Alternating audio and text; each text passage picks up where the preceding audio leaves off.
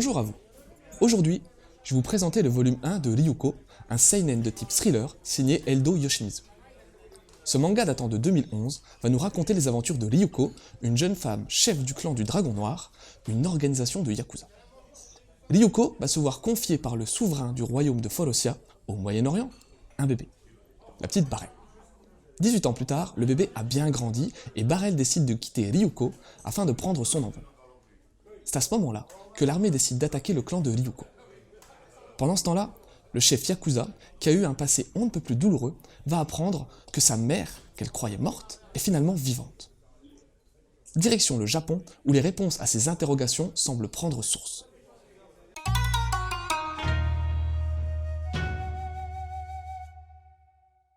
Le dessin mêle habilement force et finesse, alternant la beauté des courbes à la puissance du crayon. On est face à un style très rétro, pouvant rappeler certains Gekiga des années 70, et on pourra faire un certain rapprochement avec deux auteurs cultes, Matsumoto Lechi pour la mise en case, et Monkey Punch pour l'ambiance très 70s. Les décors sont très éclectiques et contribuent grandement à l'ambiance sombre de l'œuvre. La mise en case et la réalisation, quant à elles, sont hyper recherchées, dynamiques et originales.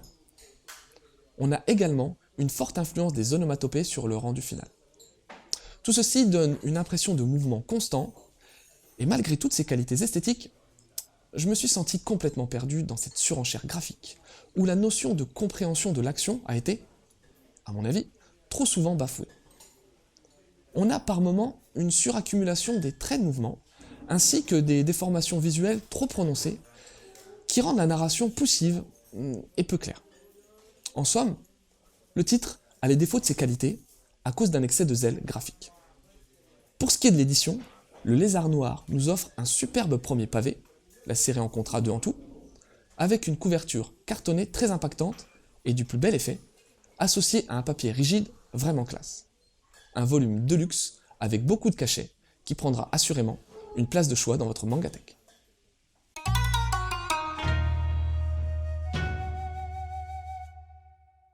Quand on cherche des infos sur Eldo Yoshimizu, on comprend vite qu'il est issu du monde de l'art, puisqu'il a au préalable été sculpteur et qu'il a travaillé pour Vuitton avant de s'essayer au manga. Mon ressenti après cette lecture? Pas mal de déception. J'ai déjà expliqué les soucis graphiques que je reprochais à ce titre, mais je trouve également l'histoire assez bancale, et ce, principalement à cause de ces soucis graphiques. Le rythme est trop soutenu et les ellipses narratives trop prononcées. On saute d'époque en époque et de lieu en lieu sans trop pouvoir faire un lien concret. Les personnages sont assez consistants mais manquent de saveur, car ils ont été poussés à l'extrême, et les nuances ne sont pas légion. On se retrouve donc face à un manga très travaillé visuellement, où on s'en prend plein la gueule, ça fait bim, bam, boum, et puis c'est tout. Bien entendu, ce titre se veut un énorme hommage au cinéma asiatique, aux films de Yakuza, de Kung Fu, à la pop culture des années 70, un peu à la manière d'un Tarantino dans le cinéma, mais j'ai pour le moment trouvé le résultat plus proche du brouillon que de l'œuvre aboutie. De plus, si l'on prend en compte le fait que ce titre ne disposera que de 2 volumes, je vois mal ce manga s'épanouir comme il aurait pu le faire par la suite.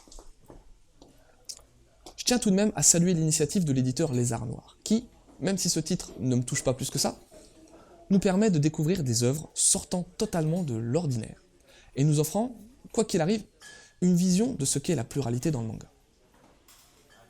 Pour ce qui est des lectures parallèles à Ryuko, le titre m'a tout de suite rappelé le fameux Lady Snowblood de Koike et de Kamikura, où l'on trouve également une femme forte et pas mal d'histoires de Yakuza.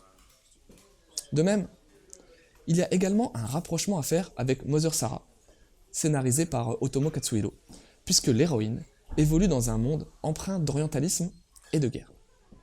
Et puis, pourquoi pas essayer de partir sur le Pineapple Army dessiné par le maître Urasawa. Bien que ce titre se soit arrêté au premier volume en France, on y retrouve en partie une ambiance similaire dans le traitement de la guerre.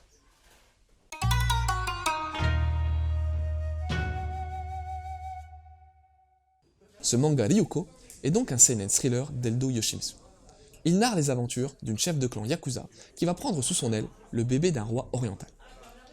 18 ans plus tard, ce bébé, Barel, va décider de voler de ses propres ailes.